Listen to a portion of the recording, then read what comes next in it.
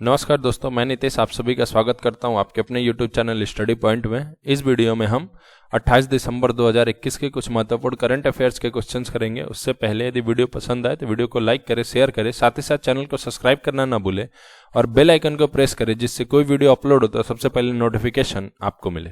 तो आइए शुरू करते हैं। हाल ही में केंद्रीय ग्रामीण विकास और पंचायती राज मंत्री गिरिराज सिंह ने RFCTLARR अधिनियम 2013 के तहत भूमि अधिग्रहण परियोजनाओं में राज्यों या केंद्र शासित प्रदेशों की रैंकिंग के लिए निम्नलिखित में से कौन सा पोर्टल लॉन्च किया है। देखो सर, बेसिकली बात कर रहे हैं RFCTLARR अधिनियम, यानी बहुत बड़ा नाम होगा सर। मतलब है इसका right to fair compensation and transparency in land acquisition. ठीक है, right to fair compensation and transparency in land acquisition act 2013।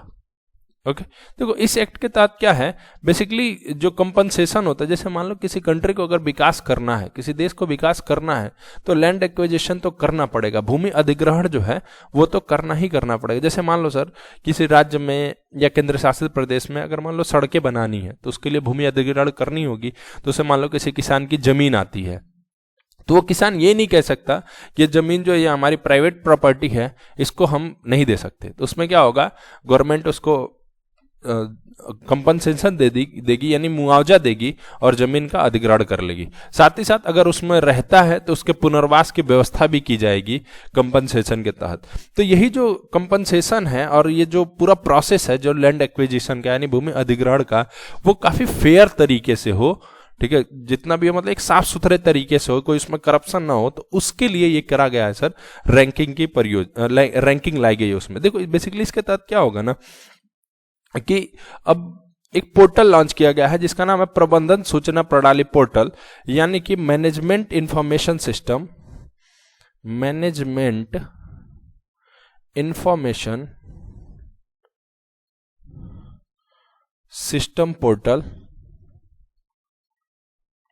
Okay, यानी MIS पोर्टल आप बोल सकते हो शॉर्ट में। MIS पोर्टल किसका है पूछा जा सकता है, सर ये है ग्रामीण विकास और पंचायती राज मंत्रालय का। ठीक है, तो इस पोर्टल के तहत क्या होगा, इसमें 3 जो टॉपर स्टेट्स होंगे और 3 टॉपर डिस्ट्रिक्ट।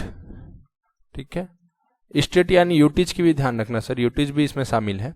ठीक है, बेसिकली क्या होगा, इस पोर्टल में जो लैंड एक्विजिशन जितने साफ सुथरे तरीके से, जितने अच्छे तरीके से कर रहा होगा, जितने उचित तरीके से उचित मुआवजा देके कर रहा होगा एक्विजिशन, उन टॉपर स्टेट्स को इस पोर्टल के जरिए चेक किया जाएगा। और टोटल 140 में अंक का होगा, अंक में से इनको अंक दिए जाएंगे और जो टॉप के 3 स्टेट होंगे उन्हें अवार्ड दिया जाएगा और साथ ही साथ जो टॉप के 3 डिस्ट्रिक्ट होंगे जहां पे अच्छे तरीके से लैंड एक्विजिशन हुआ होगा उन्हें भी अवार्डित किया जाएगा। और ये जो सारे सिस्टम होगा वो होगा प्रबंधन सूचना प्रणाली पोर्टल के द्वारा। ठीक है, यानी MIS पोर्टल यानी मैनेजमेंट इंफॉर्मेशन सिस्टम पोर्टल के द्वारा। ओके, देखो सर क्या है, अभी ये जो पंचायती राज मंत्रालय है इसने एक और अभियान शुरू करा था सर, सबकी योजना सबका विकास। सबका विकास ये अभियान किसने शुरू करा था सर? तो ये अभियान भी जो केंद्रीय ग्रामीण विकास और पंचायती राज मंत्रालय है उसका था। ठीक है, अभी अंत्योदय दिवस के दिन जो 25 सितंबर को पड़ता है, इसने हुनरबाज अवार्ड दिया था। टोटल 75 लोगों को दिया गया था हुनरबाज अवार्ड। वो भी किसके द्वारा दिया गया था सर? वो भी ग्रामीण विकास मंत्रालय के द्वारा दिया गया था। इस मंत्रालय ने, अब आप देखोगे तो भूमि संवाद और जेंडर संवाद भी कराया था, भूमि संवाद और जेंडर संवाद भी कराया था सर। और इतना ही नहीं, इस मंत्रालय ने एक पोर्टल भी लॉन्च करा था जिसका नाम था युक्त धारा। युक्त धारा पोर्टल किसने लॉन्च करा था? तो ये भी लॉन्च करा था सर ग्रामीण विकास और पंचायती राज मंत्रालय ने, जिसके मंत्री हैं गिरिराज सिंह। निम्नलिखित में से किसने महाराष्ट्र नौसेना क्षेत्र मुंबई के फ्लैग ऑफिसर कमांडिंग के रूप में पदभार ग्रहण किया है? देखो सर, महाराष्ट्र की जो नौसेना है मुंबई के फ्लैग ऑफिसर कमांडिंग के रूप में जो पदभार ग्रहण किया है वो किया है एडमिरल संदीप मेहता ने। किसने करा है sir? Admiral Sandeep Mehta. Okay, अभी नेवी के चीफ कौन है? अगर डायरेक्ट आपसे पूछा जाए सर नेवी के चीफ कौन है, तो ये हैं आर हरि कुमार।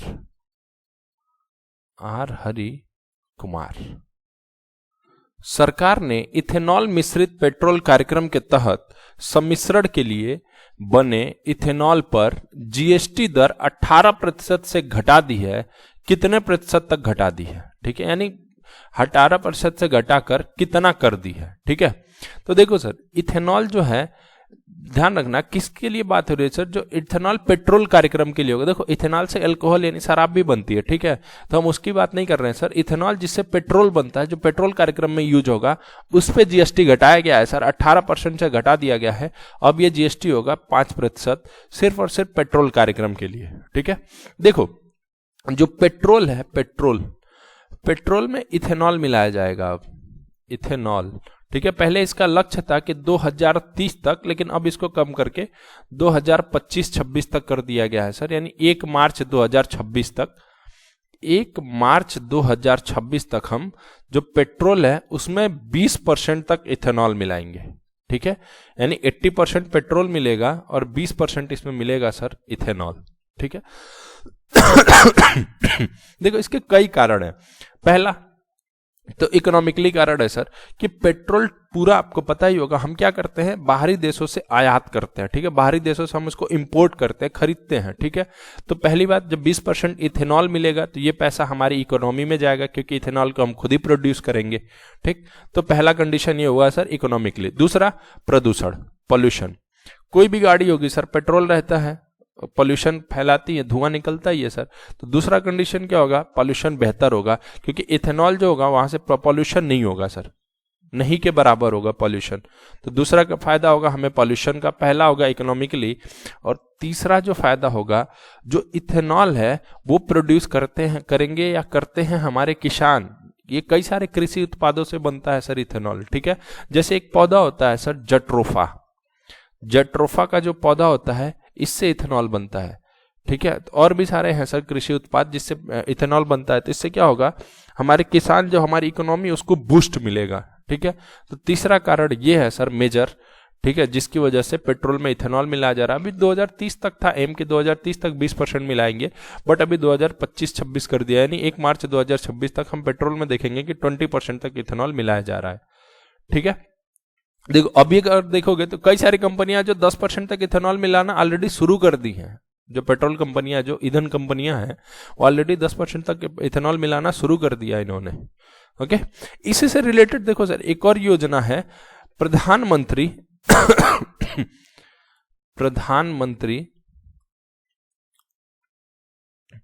जीवन योजना। ठीक है, इसी से रिलेटेड है सर, बायोफ्यूल से ही जीवन यानी क्या है, ये जीवन नहीं सर, JI और 1 जीवन योजना, यानी कि जैव ईंधन वातावरण अनुकूल फसल अवशेष निवारण योजना। जैव ईंधन वातावरण अनुकूल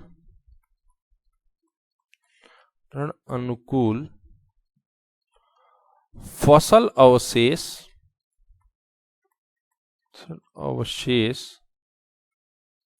निवारण योजना।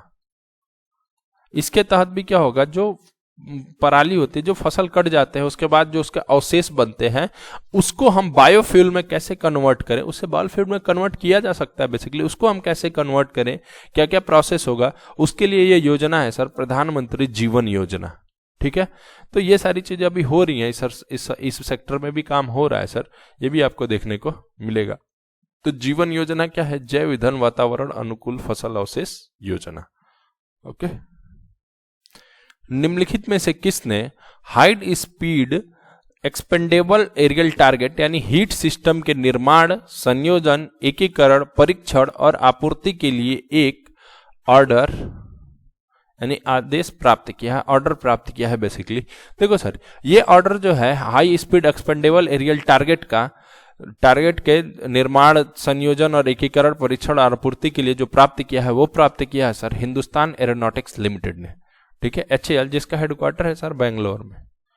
हेडक्वार्टर इसका बेंगलोर में। मोस्ट इंपॉर्टेंट क्वेश्चन है सर। तो देखो ये जो हीट सिस्टम है ये किसने बनाया है, ये बनाया है, हमने क्वेश्चन में इसको डिस्कस करा है सर पहले, डीआरडीओ की जो एडीई लेबोरेटरी है उसने, ये भी है सर बेंगलोर में।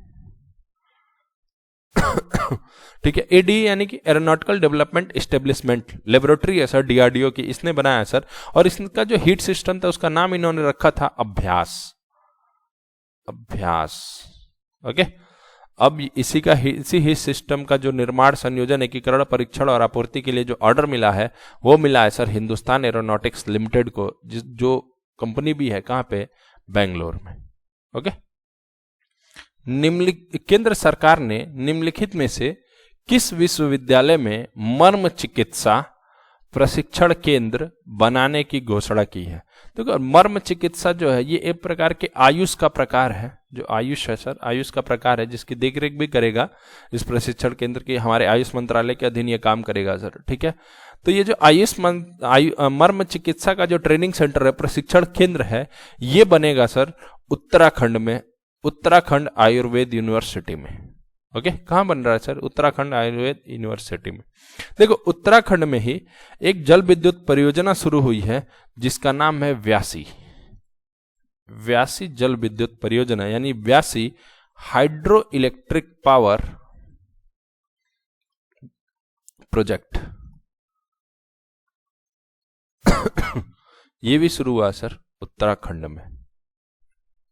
पूर्वोत्तर के निम्नलिखित में से किस राज्य ने ऑनलाइन इनर लाइन परमिट यानी आईएलपी मॉड्यूल पोर्टल लॉन्च किया है? देखो सर आपको पता होगा कई सारे ऐसे राज्य हैं भारत में ही जहां पे आप डायरेक्ट नहीं जा सकते, वहां पे जाने के लिए आपको इनर लाइन परमिट की आवश्यकता होती है, यानी आईएलपी की आवश्यकता होती है। जैसे मान लो अरुणाचल है, मिजोरम, मणिपुर, ऐसे अब नागालैंड ने करा है। नागालैंड ने अभी क्या कर दिया, जो इनर लाइन परमिट है उसको ऑनलाइन, आप ऑनलाइन बनवा सकते हो सर। एक पोर्टल लॉन्च किया है, ये अच्छा भी काम है सर, जिससे पर्यटन को बढ़ावा मिलेगा। ठीक है, तो राज्य कौन सा है सर जो online inner line permit module portal launch करा है? वो है सर नागालैंड।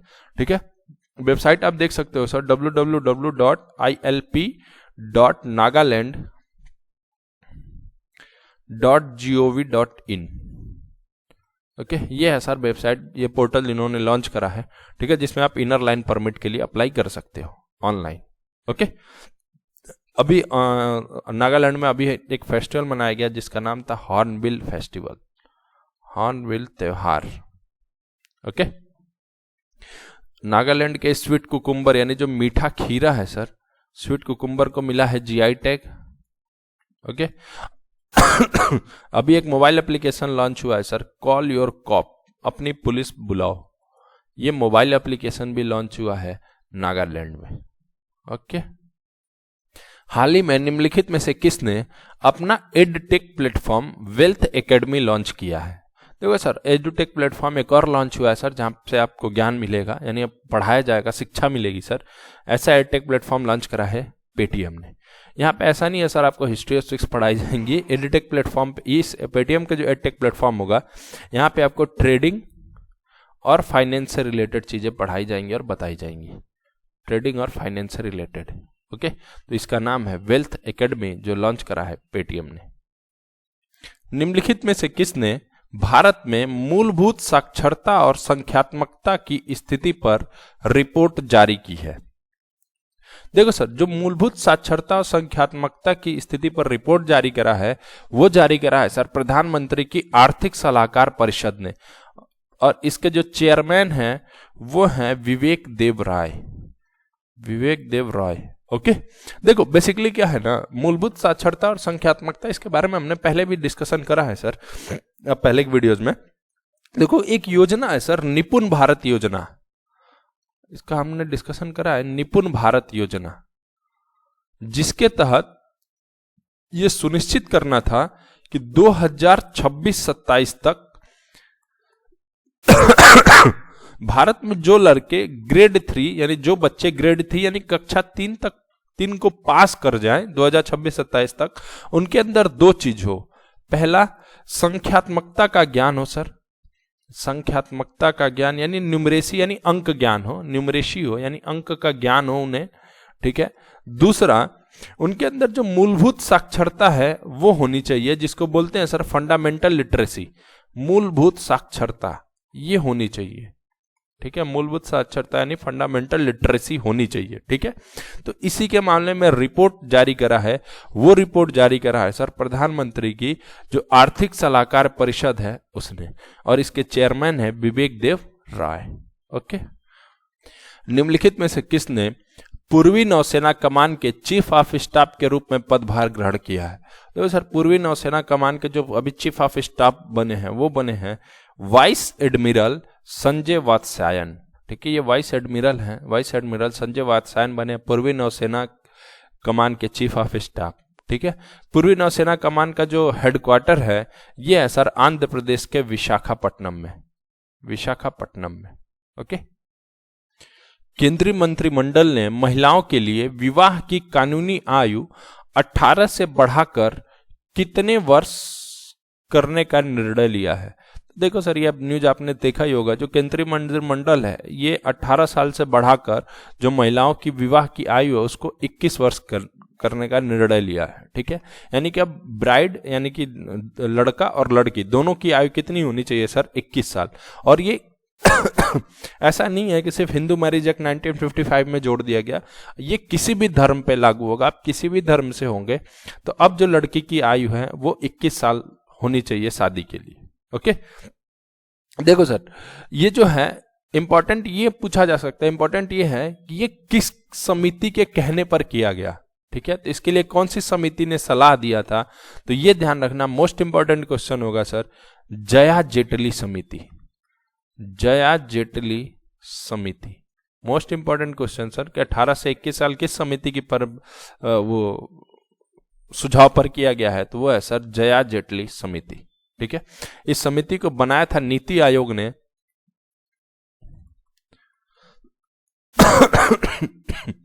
ओके, तो अभी कर दिया गया 18 से 21 साल। निम्नलिखित में से किस बैंक ने ग्राहकों को प्रतिस्पर्धी ब्याज दरों पर होम लोन देने के लिए होम फर्स्ट फाइनेंस के साथ साझेदारी की है? तो देखो सर, अब ग्राहकों को जो प्रतिस्पर्धी ब्याज दरों पर होम लोन देने के लिए जो साझेदारी हुई है वो हुई है होम फर्स्ट फाइनेंस और यूनियन बैंक ऑफ इंडिया के बीच, ठीक है। यानी यूनियन बैंक ऑफ इंडिया और होम फर्स्ट फाइनेंस एक साथ मिलकर देंगे होम लोन। ओके, और देखो यूनियन बैंक ऑफ इंडिया, इसमें भी बैंक मर्ज हुआ था। कौन कौन सा मर्ज हुआ था? एक हुआ था आंध्रा बैंक और दूसरा कॉरपोरेशन बैंक। ये दोनों मर्ज हो गए थे सर किसमें? यूनियन बैंक ऑफ इंडिया में। ओके, तो इस वीडियो में इतना ही। वीडियो पसंद आए तो वीडियो को लाइक करें, शेयर करें, साथ ही साथ चैनल को सब्सक्राइब करना ना भूलें और बेल आइकन को प्रेस करें, जिससे कोई वीडियो अपलोड हो तो सबसे पहले नोटिफिकेशन आपको मिले। जय हिंद।